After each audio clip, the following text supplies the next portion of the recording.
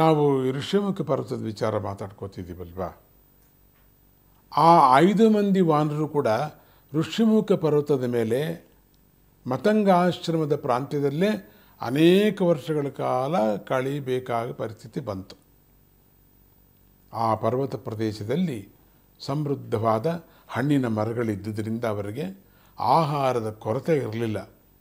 ಆದರೆ ಅವರೆಲ್ಲರಿಗೂ ಕೂಡ ಒಂದು ಕಡೆ ಅವಮಾನ ಆಗಿರ್ತಕ್ಕಂಥ ದುಃಖ, ಇನ್ನೊಂದು ಕಡೆ ತಮ್ಮ ಹೆಂಡತಿಯರಿಂದ ದೂರ ಆಗಿರ್ತಕ್ಕಂಥ ದುಃಖ ಮತ್ತು ಕಾಡ್ತಾ ಇತ್ತಂತೆ. ಯಾಕಂದರೆ ಹೆಂಡತಿಯರು ಯಾರೂ ಕೂಡ ಬರೋಕ್ಕೆ ಬಿಡಲಿಲ್ಲ. ಇವರು ಮಾತ್ರ ಓಡಿ ಹೋಗಿಬಿಟ್ರು, ಅವರು ಬರಲಿಲ್ಲ. ಅವ್ರನ್ನ ಯಾರನ್ನೂ ಬಿಡಲಿಲ್ಲ. ಇವನು ಸೆರೆ ಇಟ್ಕೊಂಡ್ಬಿಟ್ಟ.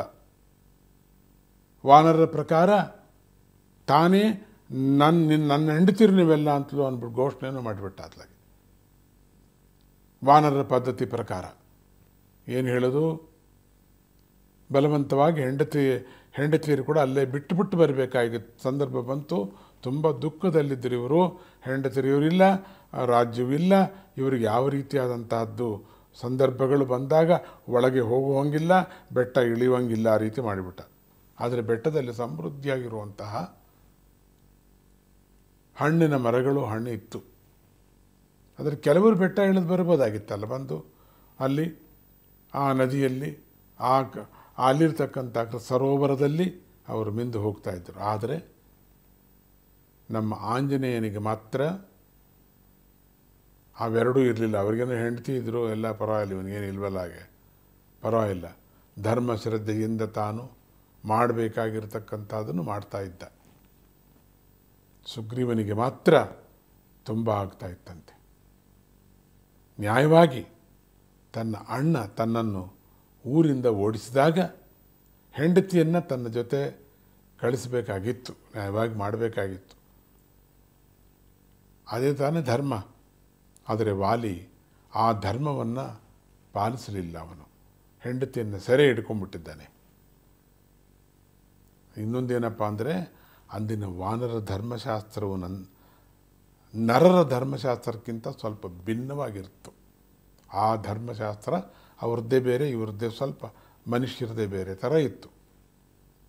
ವಾನರ ಧರ್ಮಶಾಸ್ತ್ರದ ಪ್ರಕಾರ ಅಣ್ಣ ತಮ್ಮಿಂದರ ಪೈಕಿ ಅಣ್ಣನು ಮೊದಲು ಸತ್ತರೆ ಅವನ ಆಸ್ತಿಯ ಜೊತೆ ಅವನ ಹೆಂಡತಿಯನ್ನು ಕೂಡ ತನ್ನ ಹೆಂಡತಿಯಾಗಿ ಸ್ವೀಕರಿಸಿ ಪೋಷಿಸಬೇಕಾಗಿರ್ತಕ್ಕಂಥದ್ದು ತಮ್ಮನ ಕರ್ತವ್ಯ ಆಗಿತ್ತು.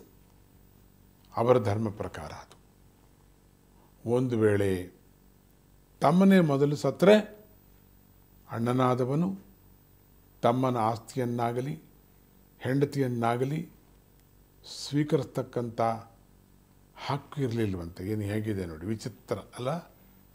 ವಾಲಿ ಸತ್ತು ಹೋದ ಅಂತ ಭಾವಿಸಿದಾಗ ಹನುಮಂತ ಮುಂತಾದ ಹಿರಿಯರೆಲ್ಲ ಸೇರಿ ವಾಲಿಯ ರಾಜ್ಯವನ್ನೇ ಅಲ್ಲದೆ ವಾಲಿಯ ಹೆಂಡತಿಯಾದ ತಾರಿಯನ್ನು ಸಹ ಸ್ವೀಕರಿಸುವಂತೆ ಸುಗ್ರೀವನಿಗೆ ಬಲವಂತ ಮಾಡಿದ್ದರು. ಪರಮಧರ್ಮಾತ್ಮಳು ಪಂಡಿತಿಯೂ ಆಗಿರ್ತಕ್ಕಂಥ ತಾರಾದೇವಿಯೂ ಇದಕ್ಕೊಪ್ಪಿದ್ಲು. ಹನುಮಂತಾದಿಗಳು ಎಲ್ಲರೂ ಈ ರೀತಿ ಹಠ ಹಿಡಿಯೋದಕ್ಕೆ ಒಂದು ಕಾರಣ ಕೂಡ ಇತ್ತಂತೆ. ವಾಲಿಗೆ ಆಗಲೇ ಅಂಗದ ಅಂತಕ್ಕಂಥ ಮಗ ಇದ್ದ. ಅವನು ವಾಲಿ ತಾರಿಯರ ಮಗನೇ ಆಗಿದ್ದರೂ ಕೂಡ ವಯಸ್ಸಿನಲ್ಲಿ ತುಂಬ ಚಿಕ್ಕವನಾದ್ದರಿಂದ ರಾಜನಾಗ್ತಕ್ಕಂಥ ಅರ್ಹತೆ ಇನ್ನೂ ಬಂದಿರಲಿಲ್ಲ ಅವನಿಗೆ. ಅದರಿಂದ ಮಗನನ್ನು ಕೂರಿಸಲಿಲ್ಲ. ಒಂದು ನಿಯಮವಿದೆ, ಆ ವಯಸ್ಸು ಆದಮೇಲೆ ಮಾತ್ರ ಇಡಬೇಕು ಅಂತ. ಸೈಕಲ್ ಲೈಸೆನ್ಸು, ಕಾರ್ ಲೈಸೆನ್ಸ್ಗಳಿದ್ದಂಗೆ ನಮಗೆ, ಅದು ಆಮೇಲೆ ನಿನಗೆ ಲೈಸೆನ್ಸ್ ಕೊಡ್ತೀವಿ ಅಂತವೆಲ್ಲ. ಹಾಗೆ ಕೆಲವು ನಿಯಮಗಳಿವೆ ಗೌರ್ಮೆಂಟ್ನಲ್ಲಿ. ಹಾಗೆ ಇಲ್ಲೊಂದು ನಿಯಮಗಳಿಟ್ಕೊಂಡಿದ್ದರು. ಅವನಿಗೆ ಆ ರೀತಿಯಾದ ವಯಸ್ಸಿರಲಿಲ್ಲ ಅವನಿಗೆ. ಅದಕ್ಕೆ ಅವನಿಗೆ ರಾಜನ ಮಾಡಲಿಲ್ಲ ವಾಲಿ ಮಗನನ್ನು. ಅದರಿಂದ ಇಲ್ಲಿ ಸುಗ್ರೀವನನ್ನೇ ರಾಜನ ಮಾಡಬೇಕಾಯ್ತು. ಅದು ಅವನು ಬಿಟ್ಟ ಮೇಲೆ ದೊಡ್ಡವರು ಯಾರು ಅವ್ರ ಮನೆಯಲ್ಲಿ? ಸುಗ್ರೀವನು. ಇನ್ನೊಬ್ಬ ಯಾರು ಇದ್ದಿದ್ರೆ ಅವನು ಮಾಡಿಬಿಡ್ತಿದ್ರು. ಸ್ವಂತ ಮಗನೇ ಇದ್ದರೂ ಕೂಡ ಅವನು ಚಿಕ್ಕವನವನು. ಅವನು ದೊಡ್ಡವನು ಆಗುವವರೆಗೂ ಕೂಡ ನಾನು ರಾಜನ ಅದೊಂದು ತೀರ್ಮಾನ ಮಾಡಿದ್ದರಲ್ಲಿ ಪಾಪ. ಅವನ ಆದಮೇಲೆ ನೀನು ದೊಡ್ಡವನು ಆದಮೇಲೆ ನಿನಗೆ ರಾಜ್ಯ, ನಿನಗೆ ನಿಮ್ಮಪ್ಪಂದಿದು ಅಂತ ರಾಜ್ಯವನ್ನು ತೀರ್ಮಾನನೂ ಮಾಡಿಕೊಂಡಿದ್ರು. ಆದರೆ ಇದು ಎಷ್ಟು ಹೇಳಿದ್ರೂ ಕೇಳ್ತಾ ಇರಲಿಲ್ಲ.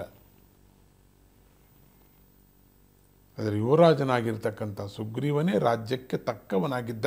ಅದಕ್ಕೆ ಸುಗ್ರೀವನನ್ನೇ ಕೂರಿಸಿದ್ರು. ಮುಂದೆ ನೋಡೋಣ ಏನಾಗ್ತದೆ. ಜೈ ಗುರುದತ್ತ.